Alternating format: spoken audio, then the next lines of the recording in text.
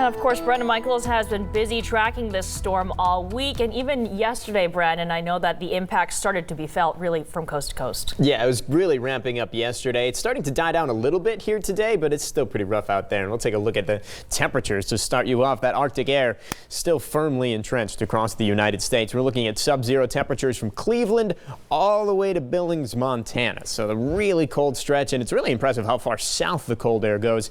It is 29 in Houston right now. You can see even the northern parts of Florida getting in onto some of that really cold air. So still tracking the effects of that Arctic blast. The snow has lessened up here in the United States, but really we're still seeing some very heavy snow up toward Canada, and the northeastern United States is going to continue to pick up some snow too.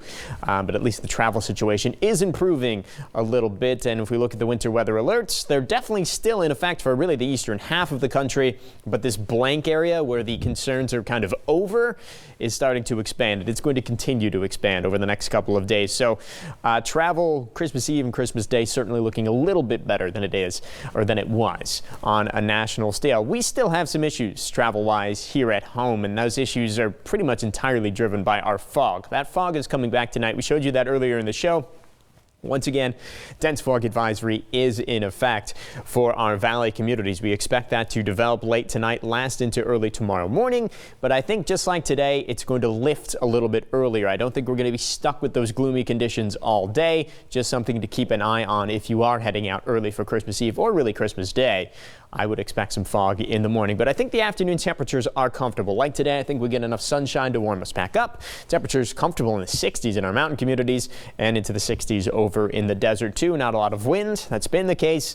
A lot of haze. That's also been the case. So inequality remains unhealthy for sensitive groups, but really through the weekend, all we have to watch out for here at home is some dense fog. And we'll see that as we look at the planners for both Christmas Eve and Christmas Day. We'll start with Christmas Eve here. I'll step out of the way. You can read this a little bit better. Starting again the morning off with the fog, clearing through the day. Temperature gets up to about 54 degrees. Not too bad for Christmas Eve.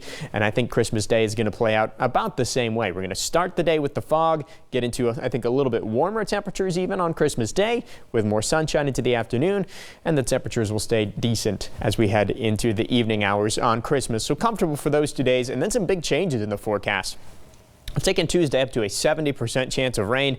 Models consistently show a shot of heavy rain moving into the state of California with this next system. So I am optimistic we get a good soaking rain that we need. It's going to add a lot to the Sierra snowpack, and it's going to catch us up for the water year. So that's going to be really important for our drought conditions. Of course, mountain communities, you're going to see the rain too. I don't think we see too much in the way of snow for our mountain communities. I think this is a fairly warm system, which is good news for travelers potentially heading back from Christmas travel.